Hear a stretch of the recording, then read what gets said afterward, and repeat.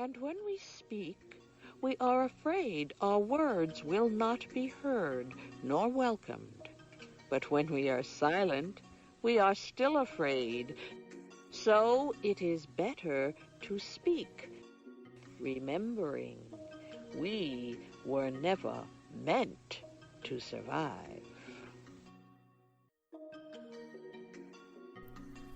Welcome to Better to Speak, the podcast, where we use storytelling to transform silence into language and action.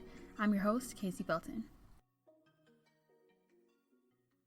So the inspiration for this episode came from a viral tweet that I made a few months ago about how perfectionism and overplanning are symptoms of anxiety.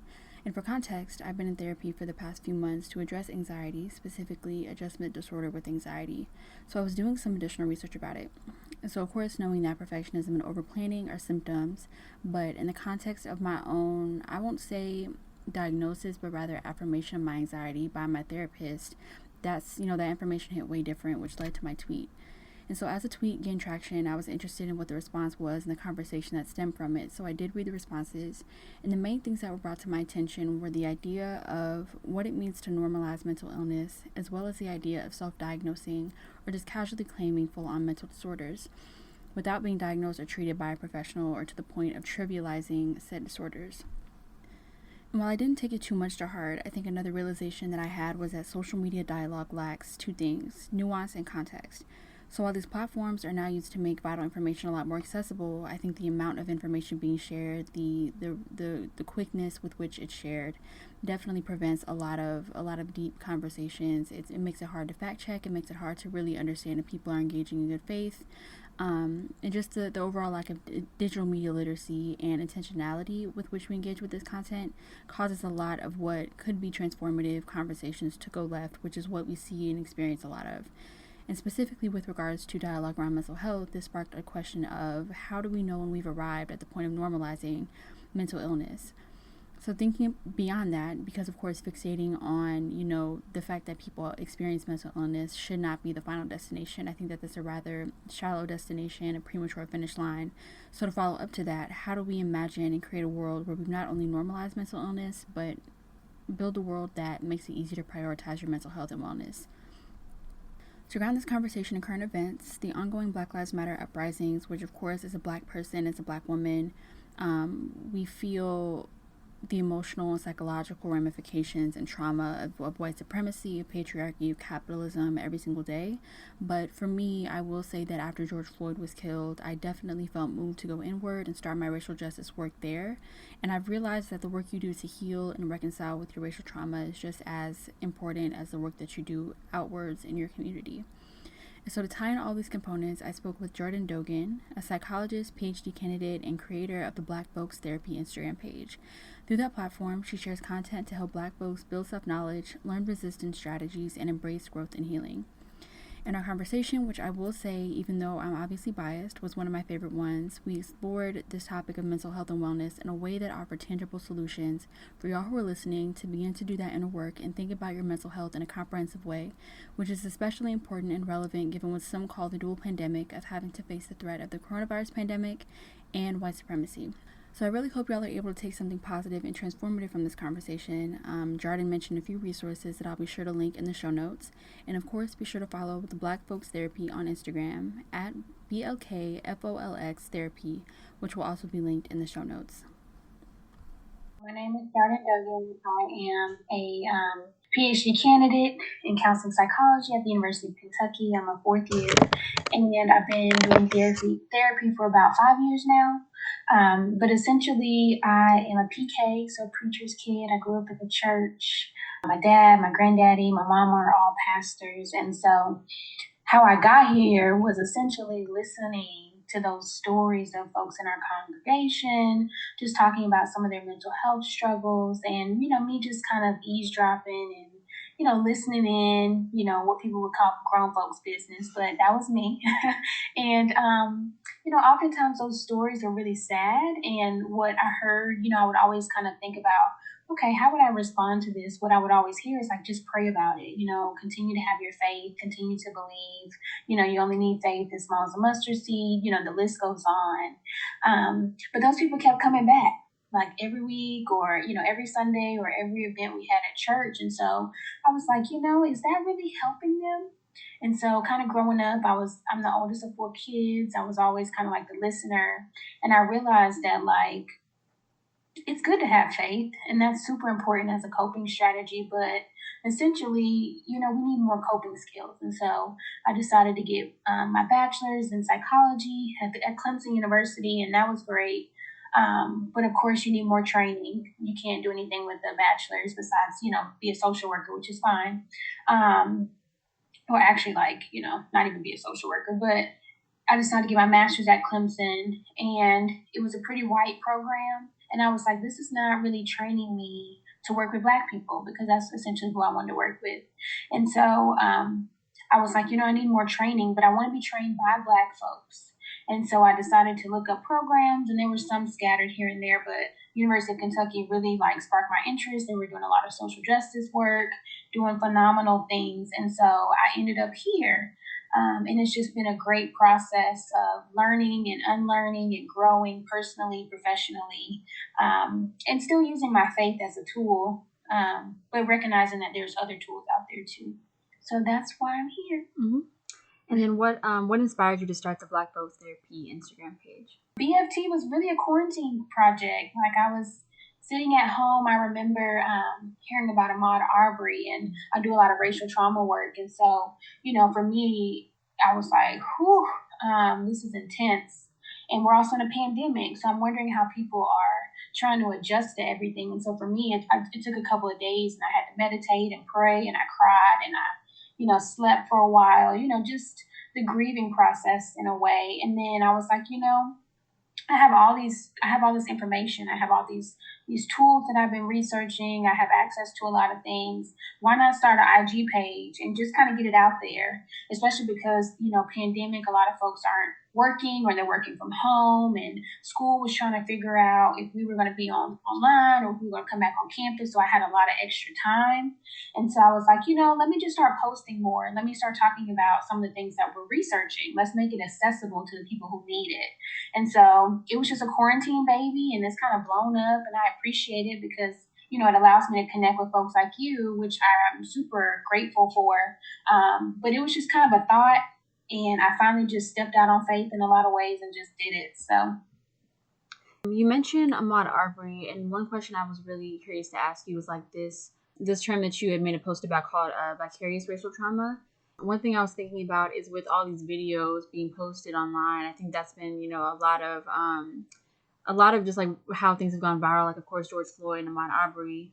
And I think even back to Michael Brown, that picture of him laying in the street, and how that's ingrained in your memory. And so I think that's kind of been my main experience with a lot of my racial trauma comes from seeing these videos. I even think, even something as simple as people recording their interactions, these arguments and stuff like that with white people in public, and how I feel those same tension and stuff like that when I'm in public. And so what would you say is can you just speak on the impact of this rise and people recording everything and social media, and how does that play a part in people's mental health and again experiencing things like vicarious racial trauma? In our research, we talk about just race-related stressors, but vicarious racial trauma is essentially trauma, PTSD-like symptoms that emerge from you watching someone who looks like you be verbally, physically, emotionally violated and abused and, killed. And so when we think about Ahmaud Arbery, even when we hear about Breonna Taylor, although we didn't see her murder, we didn't witness it, just the thought of it potentially happening to us can produce a lot of PTSD-like symptoms. And so something to think about is we are the Black people are the group that engages in social media the highest, the most. And so when you think about that, we also see a lot of folks who look like us, like you said, all these interactions with the police and white people, and just even interacting with folks on Facebook and things, we have these trauma responses, right? And so we tend to see that manifest in our body. Like when you said the tension piece, that's definitely a piece of it, the hypervigilance, feeling on edge. But also it triggers us emotionally. So maybe we're scared, maybe we're fearful. I know for me, I cry because I'm just this is overwhelming. But then also cognitively, we're trying to make sense of things of why do these people hate us? And why is the world still like this? It's 2020. And, well, maybe they're just born that way. Or, and we try to get into these cognitive battles with white people as to, who's the good white people, who's the bad white people. But I think that vicariously we all experience it because we operate off of a collective consciousness. And so just, us interacting, we experience it beyond just the physical realm. We experience it spiritually too. And so I would say we're definitely in spiritual warfare where we're trying to figure out how to manage all of these stressors in addition to a pandemic that is disproportionately killing us. So when we think about racial trauma, it's not just these videos that we're watching, but it's also recognizing that a lot of us are dying from COVID. A lot of us are more likely to be essential workers. A lot of us are, really stressed out from work, and maybe we've lost our jobs or we're working from home and trying to adjust, and we don't have these coping strategies that we really need. So racial trauma can be vicariously can be experienced through the media, but also it's just hearing about certain things too. And I think with hearing about, the conditions of Black people in this country and just around the world, like, I know, like, the Black people that I know, like, in my circle and just in my community kind of accept our racial trauma, accept racism is almost like a fact of life. So, like, one thing you talk about is the importance of self-knowledge. So, like, even though, I know my experience as a Black woman in this country, like, I know about racism, like, how can we, like, people listening as well, like, begin to be more intentional about understanding our experiences in terms of, like, reconciling and healing? So I think that self-knowledge is probably the most important thing. And because we, like you mentioned, a lot of us are Black Americans, so we have been kind of disconnected from our roots and our heritage and the broader diaspora. It can be really difficult for us to kind of go back to our roots and understand where we came from.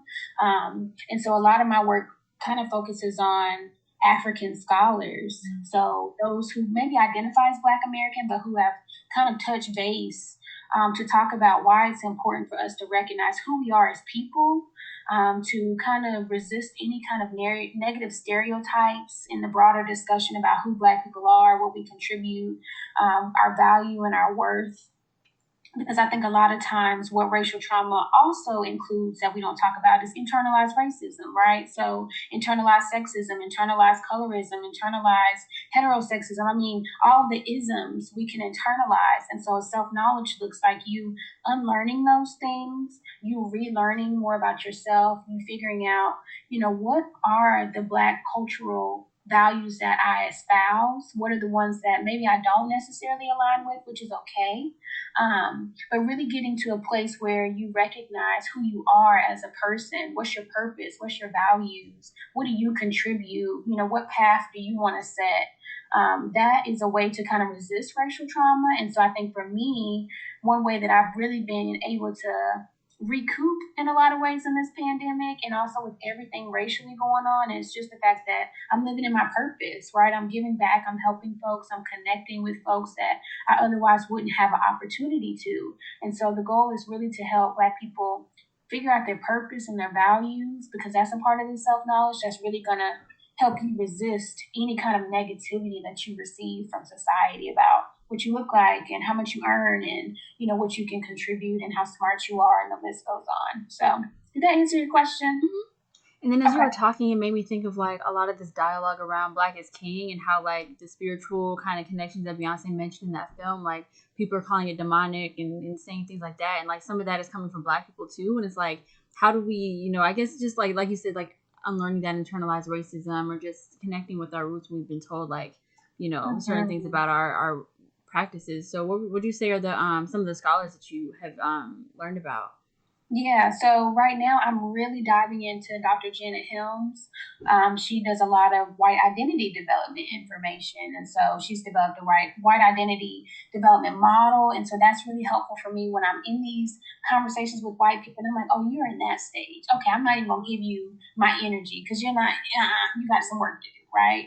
But also Linda James Meyer is super awesome. when you think about a lot of Black psychologists, that's really who I've been looking at, but especially Black women at this point right now in my identity development, really just giving credit back to them.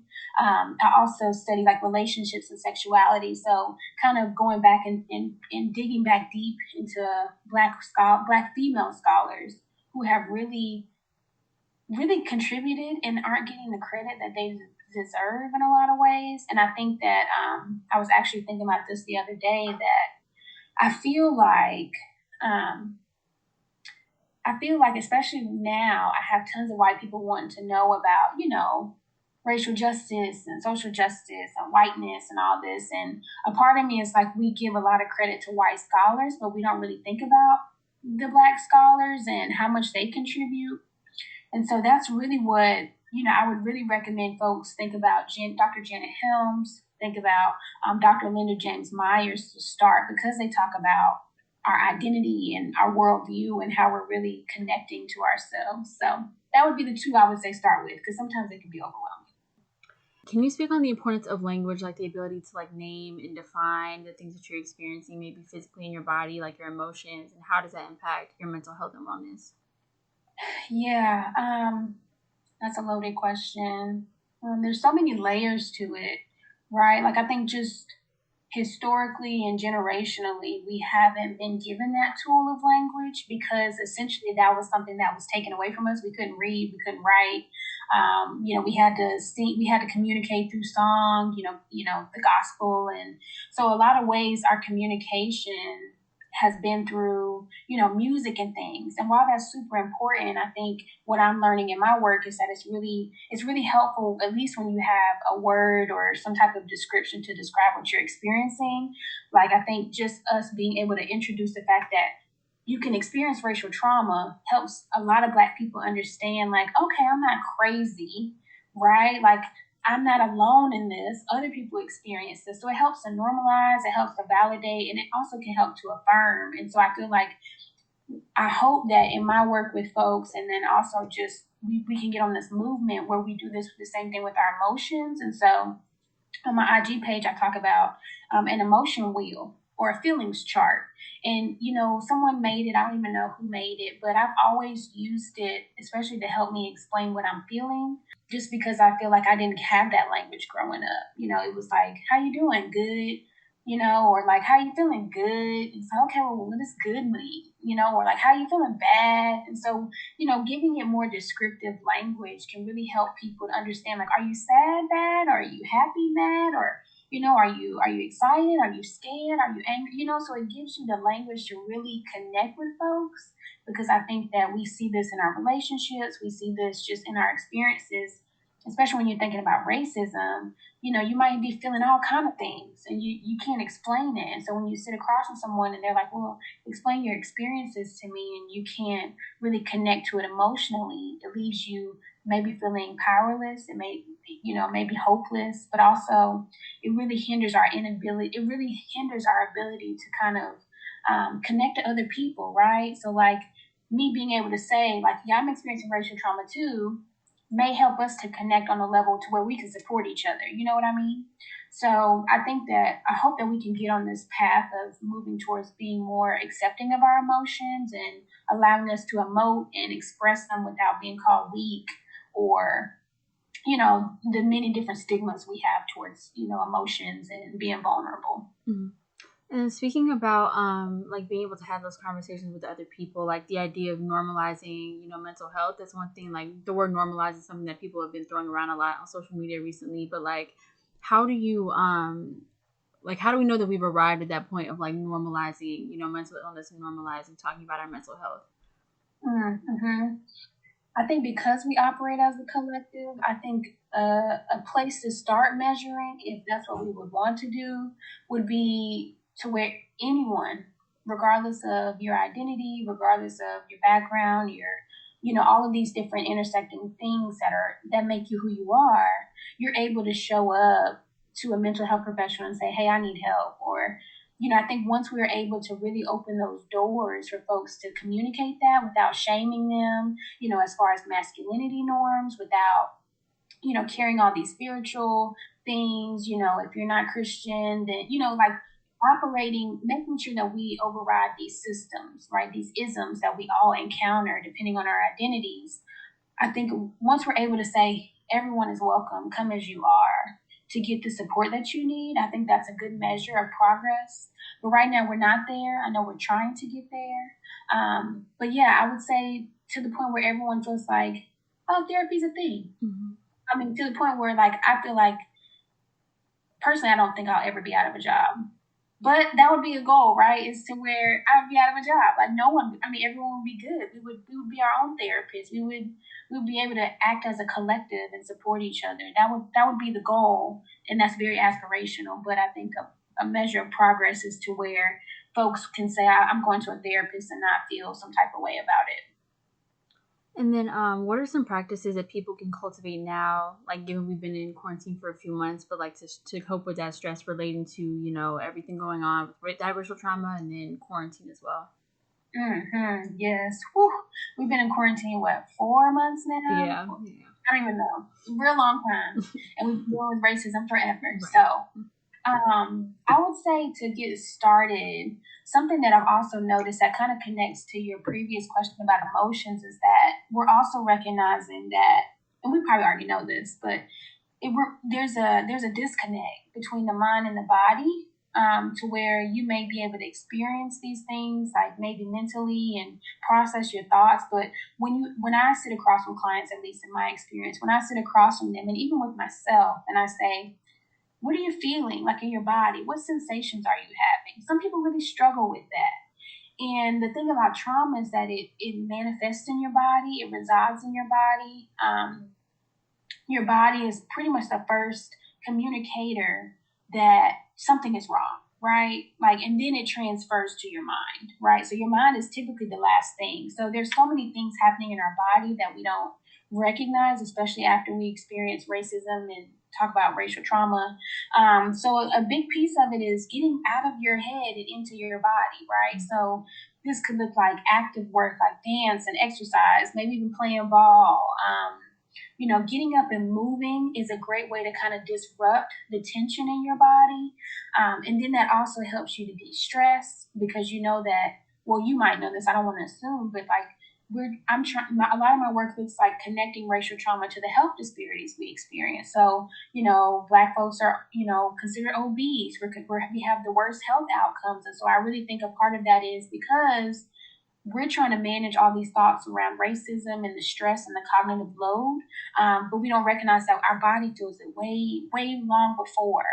And so if we can get out of our minds and into our bodies and work through the trauma there, then I think that's a good piece of it, but definitely connecting with your body. But, also if you already do those things, practicing self-care, practicing collective care, practicing things that really allow you to live in your purpose. So this could be yoga, this could be meditation, this could be, Zoom parties. This could be self-care as far as resting. We talk about self-care like, ooh, self-care, but self-care could look like resting, could look like setting boundaries, could look like you eating healthy, could look like you getting enough sleep, could look like you drinking water. So it's not the going to the nail salon, it's not buying the next pair of J's, it's not, buying the newest car on the lot. No, self-care is like actually taking care of your body, and your mind. So that was a long response, but I hope that gave folks some tools to start thinking about, especially when we're talking about quarantine and being in the house all day. Mm-hmm. And then, like you said about being in the house all day, like one thing I've been thinking about is like boundaries around like work and technology. Like since we're always on Zoom, like most people are on Zoom working from home and like doing other things. So, like how can people, like what advice would you give around just taking care of yourself in regards to like your interactions with technology? Mm-hmm. Setting a schedule. Like you said, we're on Zoom all the time. I'm about zoomed out at this point.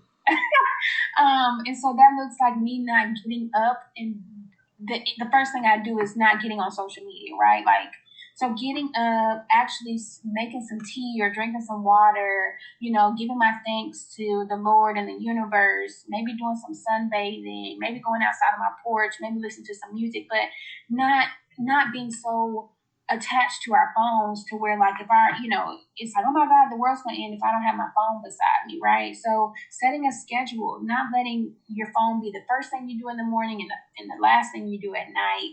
And so for me, even though I run like a social media page and I have tons of DMs and things, I'm only on social media 2 hours a day. Like I have set my phone to where it'll say, oh, you've been on here 2 hours, we got to take you off. Now, granted, I can override that, but I think it's a really good indicator. Okay, you've been on here a little too long. You got all this stuff happening. You're going to be on Zoom for most of the day. So just kind of setting boundaries with yourself in a lot of ways to make sure that you're spending time off of the media and off of your phone.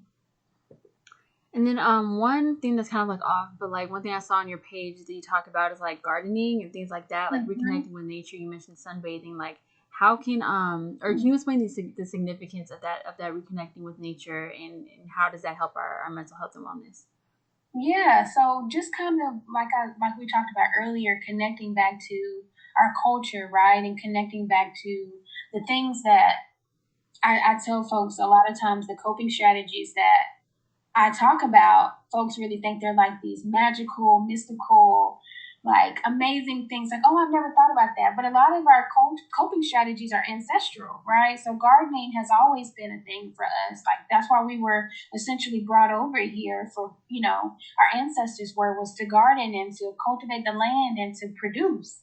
And so the fact that a lot of us maybe don't garden or don't feel comfortable going outside or being in nature, rightfully so, it's definitely justified. We don't always have the best experiences when we go outside into a white world where, there's nature and, there's certain significance to trees for us, given like public lynchings and things. So I get that. There's definitely trauma there. But there's also healing there, right? So when you think about water is known as a healing element. Our ancestors have always known that, right? That's why we would wade through the water. There's tons of songs about the water. You think about trees, you think about even gardening. I really love because it's cultivating, right? It's kind of feeding into your purpose of of cultivating and bringing something to life and taking care of it. And so, it's just kind of getting back to what we have always known, but sometimes what we need to reconnect to, especially during this time. And so for me, I mean, I live in Kentucky, but I just have a little pot of tomatoes and peppers out there on my porch. So it's not like I'm out here like tending a whole farm, which I could, but I'm not. So it's just little small things just that give you joy and are different than being on the game and being on social media and some of the things that really just don't feed into us. Mm-hmm. And then for people who do a lot of this movement work, a lot of this work around racial justice, like what coping strategies are kind of, I guess it plays into what we talked about earlier, but like what coping strategies or ways would you advise for those people to like stay in this movement for a longer time? Because I feel like a lot of like our activists and our movement workers are like, just put your body on the line, but we don't really get those tools of like how to do that and then also take care of ourselves. Like for people protesting, like how can we do that? And then also like prioritize our physical health, our mental health as well. Yeah, I'm going to shout out my mentor, Dr. Candace Hargons, because we talk about having a care praxis, which is essentially, praxis meaning like a way of life, a way of action. And so we talk about different levels of care, right? And so we kind of touched on this a little bit, but I'll dive a little bit deeper. So oftentimes when we think about self-care, it tends to be things that we use to numb ourselves. And so this could look like binge watching Netflix, eating a whole tub of ice cream, having sex, doing drugs, drinking alcohol, watching porn, scrolling through your social media, like a lot of things that are numbing, which in some instances can be helpful, right? Like if you've experienced something racist and you got to go take a test, sometimes you just got to numb yourself and compartmentalize and do it. I get that. But then there's also a difference between that and self-care, which are things that really you do for yourself to revitalize you and sustain you for the fight.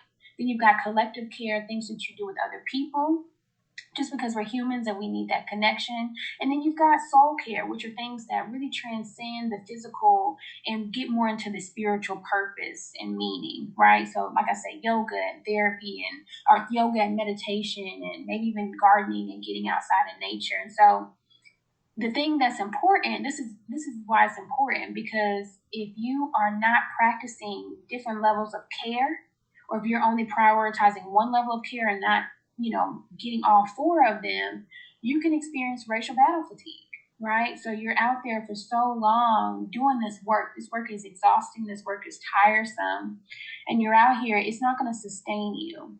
And so this means being able to take breaks. This means being able to set boundaries. This means also being able to, in a way, take a step back so other people can take a step up. This also means, and I know sometimes Black people don't want to hear this, but this also means relying on our white allies to do the work, to do some of the work too, right? And so being able to say, you know what, I've been out here protesting for 2 weeks. I'm going to take a couple days back, but I know my white allies and other Black people who, were able to take some rest, they can step in for me, so not feeling like we have to do it all and be everywhere and have our hands in so many things, because that's going to lead to fatigue. And then, the same thing goes for white people. If you have white listeners that's listening, as an ally, you also got to practice self-care, right? Because if you're out here and you're thinking you're going to change the world and talk to all your racist white friends, and that you're going to get tired too, because it's a system. It's designed to make you tired, right? It's designed to be a distraction. So I just want to shout out my mentor for that, because that language is so important when we think about this work. This work will be a generational thing, unfortunately. So we got to be in for the long haul, which means taking care of ourselves. And then you mentioned the fact that these systems are built to wear us down, to tire us out. Like, what advice would you say to like interact with these systems? Like, I think about like, voting, for example, like that. You talk about voter suppression, how that exhausts you. Like, people who work around that, like, it's exhausting work. Like, how do we find that balance between understanding like there are some systems we have to interact with in order to live and exist in the social world, but then also like taking care of ourselves? Yeah, I would say a big piece of it is recognizing the difference between advocacy and activism. So advocacy meaning, you're working within the system. Activism means, nah, I'm trying to burn the system down and start over. And so I think kind of understanding that framework, because there are folks, I want us to make sure that we all recognize that we're not monolithic. And so there are folks who want to be an advocate, whereas there are other folks who are like, no, burn this down. I want to be an activist. And so kind of also recognizing that piece, because everyone has a role to play. And so this is why it's really important that we understand our roles and our frameworks of living, because I think also what tires us out when we're thinking about these systems is that we think everyone wants to be an activist and we think everyone wants to be an advocate. And then we're frustrated and we have these intra-racial battles with each other of, well, why do you think this way? And why do you think this way? And we all have different ideologies. And so when you think about just the work that we do, we have to be more communicative with each other. And we have to recognize that there's so many ways to interact with these systems, like you mentioned, beyond just let's burn it down. Because some people are like, no, let me become a legislator so then I can change these policies, rather than let's burn the whole system down. Let me work within the system. Let me interact with white people, because I'm good at that and that's what I want to do. And so I think really just kind of getting more clear on that and being able to discuss that and not judge each other for that is also a way that we can learn to interact with each other, interact with the system, and also mitigate the racial battle fatigue that comes with that. Because I think sometimes, Black people have this image that all Black people think the same, and they just don't. And that's okay. We need everyone to do their part. And my final question is, what is your long-term vision for your professional career as well as the Black Folks Therapy page moving forward? I don't know. That's a good question. I would say for me, career-wise, I'm taking my own advice, right? So for those who are listening, trust me, I am not on a pedestal. Okay, I'm right there with you, because I want to do everything. I want to do therapy. I want to do consultation. I want to do research. I want to teach. I want to be a mentor. Like, I want to do it all. And I recognize that, like, that that sounds overwhelming as I say it, and that may not always be possible, especially because, eventually I want to have a family and things, so I know that it's going to be a lot of moving parts. But I think the overall goal and my purpose in life is to continue to help folks and disseminate the knowledge. So using my educational privilege to really give back, right? Like not hoard this information. And so that looks like continuing on with my page and just sharing what I know, sharing what resonates with me, because I figure if it resonates with me, hopefully it'll resonate with someone else. And also just continuing to collaborate with folks. Like I appreciate you inviting me to speak with you today. I would love to continue to just, disseminate this information to folks, because you have a platform, other folks have a platform, I have a platform. And so the more information and education we can get out there, the better. And so that would be my primary goal for BFT, the page, but just in my career, doing that in different ways. All right, thank you so much. I appreciate it. You're welcome. That's it for this episode. You can find us on social media at bettertospeak_ or on our website, bettertospeak.org. If you want to sponsor an episode and support Better to Speak, you can find the link to donate in the description of whatever podcasting platform you're listening on. Be sure to tune in to future episodes where we'll dive into various socio-political topics with the goal of transforming silence into language and action. Once again, I'm your host, Casey Felton. Thank you for listening.